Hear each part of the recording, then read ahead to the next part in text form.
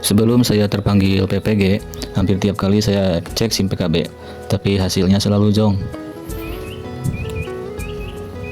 Tapi tetap tak menyerah, cek lagi, dan lagi.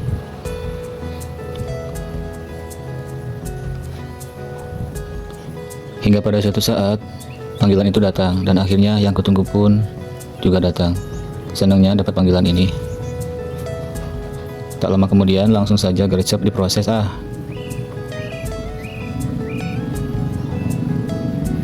Dibaca secara detail, kemudian klik bersedia. Nah, di sini saya sempat bingung. Di sini ada ubah bidang studi, padahal saya tidak mau merubahnya. Ternyata ada di samping kanan. Konfirmasi bidang studi. Kemudian langkah selanjutnya melengkapi profil. Kita cek biodata diri dengan melengkapi profil yang masih kosong.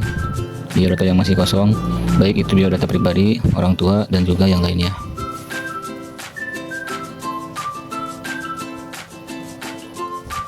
Nah, perubahan pun berhasil disimpan. Setelah itu kita melangkah ke langkah berikutnya, yaitu mengunggah ijazah. Ini untuk linearitas ya, linearitas yang bidang studi yang kita ampuh. Kemudian ajukan berkas. Nah, ajuan pun telah berhasil diajukan ya. Beberapa hari kemudian saya persiapan untuk membuat pas foto, karena diharuskan foto studio yang kualitas bagus. Setelah itu foto pun diupload di akun SIM PKB masing-masing dengan format file PDF berwarna latar merah, pakai jas hitam, dasi hitam, dan bajunya putih seperti ini kira-kira. Kemudian klik save ya. Nah, di situ ada tulisan download, berarti sudah masuk ya, kesimpan. Kemudian transkrip nilai juga sama, PDF, cari filenya, kemudian klik, dicek dulu ukuran, takutnya melebihi 10 MB ya.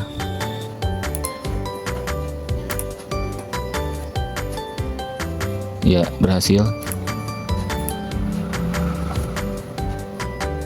Dicek lagi.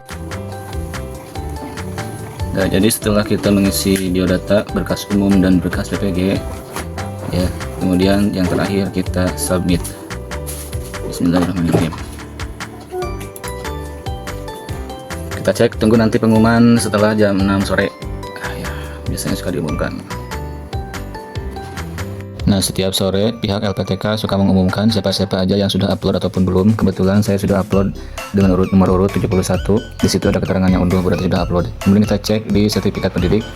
Lalu kemudian akan terbukalah platform untuk belajar mandiri di PMM. Ini adalah modul 1, terdiri dari beberapa topik, yaitu 4 topik ya. Di situ juga ada post testnya 1, 2, 3, dan terakhir membuat jurnal pembelajaran. Kemudian kita buka modul 2 tentang pembelajaran sosial emosional. Di sini terdapat beberapa topik juga, yaitu ada 3 topik ya kalau nggak salah. Kemudian ada post test 1, 2, 3, dan terakhir jurnal pembelajaran. Yang ketiga yaitu modul tentang pengantar pendidikan anak berkebutuhan khusus. Di situ ada 2 topik saja, 3 post test, dan diakhiri dengan jurnal pembelajaran juga sama. Nah, pembelajaran mandiri ini harus kita tempuh Bapak Ibu untuk supaya nanti bisa menjadi syarat untuk mengikuti UKP PPG ke depan. Semua video kita lihat, kita tonton, semua tugas harus kita isi. Di antaranya ada tugas isi refleksi. Ini saya percepat ya sebagai contoh saja. Nanti kalau sudah tercentang hijau artinya itu sudah kita lewati, kita lampaui. Ya Bapak Ibu, semua tugas ini harus kita kerjakan dengan sekemampuan kita ya. Insya Allah mudah, tidak ada yang susah, tidak ada yang sulit ya. Beberapa hari kemudian digelarlah masa orientasi peserta atau mahasiswa baru di LPTK kami. Dan setelah jurnal pembelajaran dikerjakan, maka PMM kita atau modul kita akan hijau ya, seperti barusan. Setelah semua modul pembelajaran dikerjakan, maka akan terbukalah link untuk UKPPG ya, uji kompetensi peserta profesi pendidikan profesi guru. Setelah itu kita buka ya, dan di situ ada cek data juga. Apabila ada yang perlu diperbaiki, silakan perbaiki. Di situ mungkin nanti ada seperti perbaikan email, apakah mau diganti atau tidak ya. Kalau saya menggunakan email belajar ID. Kenapa? Karena ya lebih bagus lah kalau menurut saya gitu ya. Nanti juga kan dipakai untuk upload video UKIN ya, karena akun belajar ID ini adalah akun yang lumayan ruangnya itu besar ya, sampai 100 GB. Kalau memakai akun pribadi itu hanya 15 GB. Nah, ini masih proses checking data. Kalau ada yang perlu diperbaiki dan diperbarui, termasuk nomor HP dan sebagainya ya.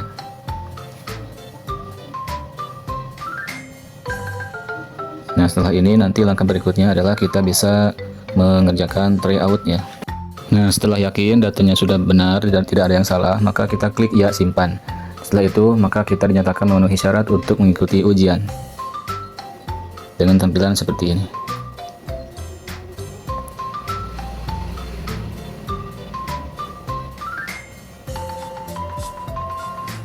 Nah, ikuti ujian ya. Karena kalau kita merubah tidak ikut ujian, maka tidak akan bisa ikut ujian pada periode ini. Nah, setelah itu konfirmasi data ya lanjutkan.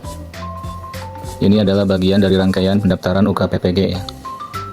Nah, setelah itu di sini ada petunjuk pengerjaan uji coba, bisa dibaca-baca ya. Jadi di tryout itu ada pilihan ganda, ada benar salah, multiple choice answer ya. Multiple choice, multiple answer ya.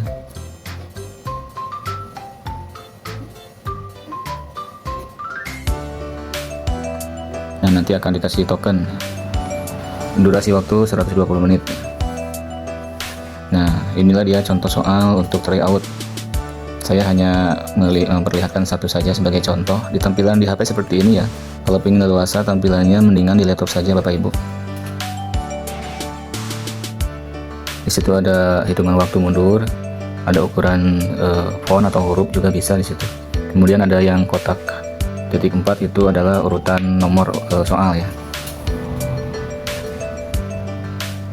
Nah, soal seperti ini ada sampai 50 soal, pilihan ganda, pilihan ganda komplek, dan juga benar salah.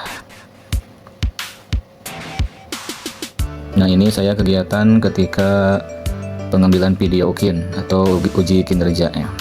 Melakukan pembelajaran dengan video dua jenis. Yang pertama 2 jam full, 2 jam pelajaran 70 menit, dan juga video edit sepanjang atau durasi 20 sampai 30 menit. Kegiatan ini harus sesuai dengan modul ajar yang kita buat Bapak Ibu. Ruangan Bapak Ibu, karena ditakutkan nanti ada yang membantu atau gimana. Nah, sebelum dilaksanakannya UKPPG atau uji kinerja dan juga penguploadan modul, di sini ada kegiatan Zoom atau pembinaan untuk kegiatan UKPPG ataupun UKIN ya. Nah, ini saya kembali mengerjakan tryout di PMM di akun UKPPG kita. Nah, ini kalau sudah mengetik studi kasus kemudian mentok, nanti itu tekan shift 1 ya. Nah, kita lihat berapa nilainya. Nah, ini adalah nilai saya tryout pertama, jelek banget ya, 15 dari 35. Kalau pengembangan dirinya lumayan lah, 70. Tryout ini bisa dilakukan beberapa kali, tidak terbatas Bapak Ibu. Jadi terus saja berlatih, hitung-hitung mengasah otak kita ya.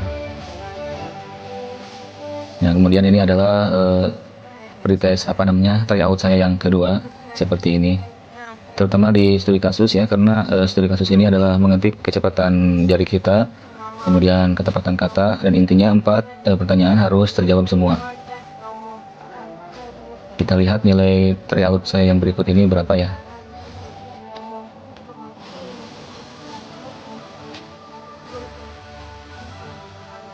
Nah, ini untuk mengupload video UKIN ataupun modul ajar. Tampilannya seperti ini. Kalau masih merah belum upload, berarti memang kita belum upload ya. Nah, ketika sudah tampil di pojok kanan bawah tulisan upload file, maka di situ kita sudah bisa mengupload file atau link. Untuk perangkat pembelajaran atau modul ajar, yang diuploadnya itu adalah filenya. Adapun untuk video pembelajaran adalah linknya.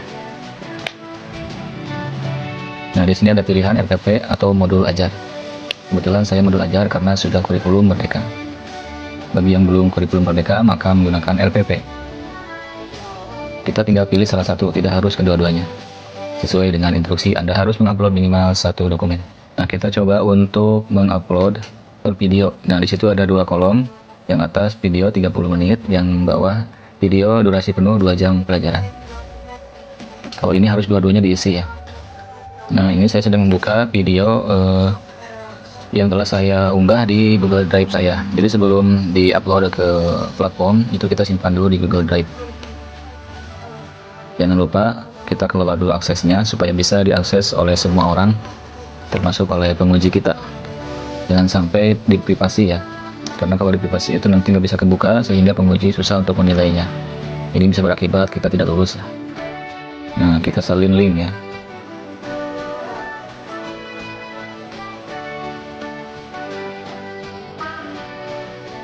Kita pastekan atau tempel ini link untuk pembelajaran video 30 menit.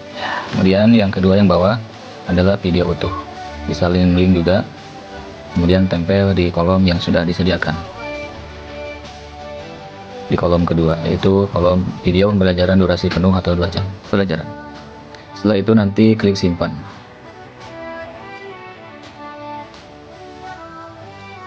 Nah, berhasil, kemudian oke. Nah, setelah kita mengupload baik modul ajar maupun video, nanti upload filenya nanti warnanya berubah menjadi hijau. Yang atas masih merah karena saya belum mengupload perangkat pembelajaran pada waktu itu. Kalau yang bawah karena video sudah diupload maka warnanya jadi hijau. Nah, untuk mengupload file modul ajar itu filenya ya, bukan linknya. Saya akan memperlihatkan cara uploadnya. Klik upload file. Nah, saya pilih modul ajar. Usahakan menyimpan filenya jangan di tempat yang sulit kita cari, takutnya kita lupa ya. Saya simpan di desktop aja supaya mudah. Kemudian klik file, klik upload file. Ini masih progress ya. Nah, file pun sudah masuk di kolom modul ajar. Kemudian klik simpan.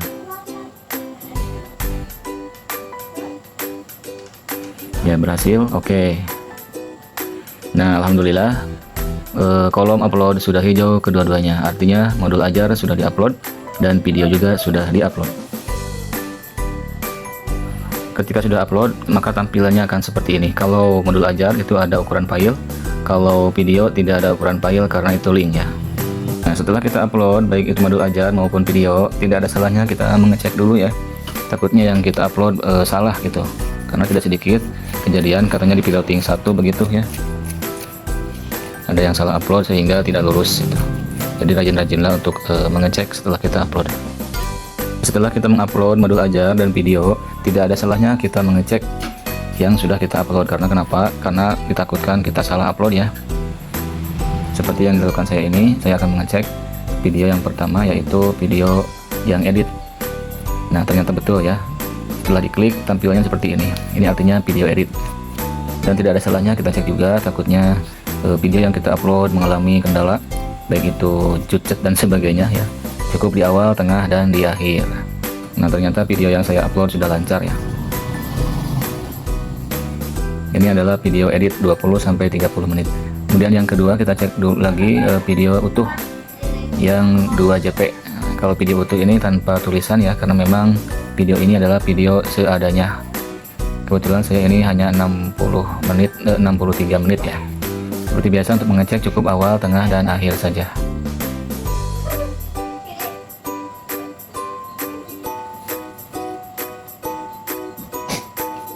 Nah, saya ini sedang melakukan simulasi ya bersama pengawas dan teman-teman yang lain.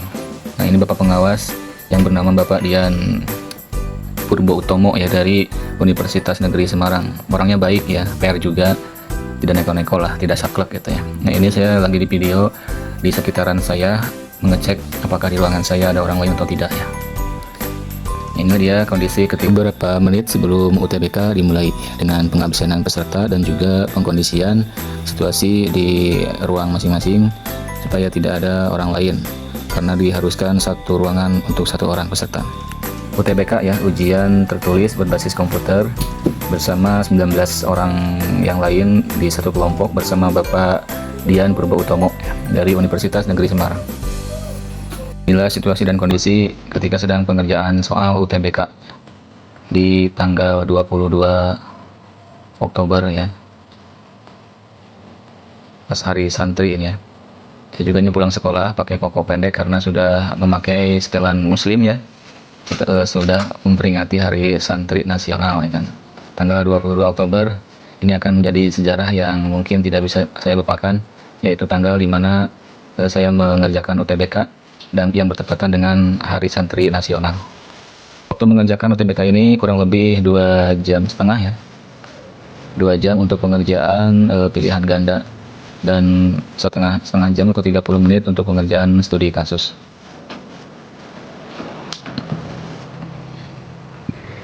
Dan alhamdulillah UTBK pun selesai dilaksanakan.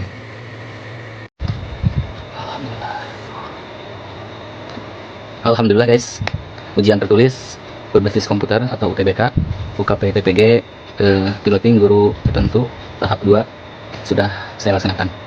Semoga hasilnya memuaskan dan 1 kali lulus tanpa mengulang. Amin ya robbal alamin. Dan kurang lebih 3 minggu dari UTBK, pengumuman kelulusan pun dibuka. Akhirnya saya membuka PMM saya dan hasilnya adalah sebagai berikut. Alhamdulillah saya dinyatakan lulus PPG yang diakhiri dengan kegiatan UKP PPG ini.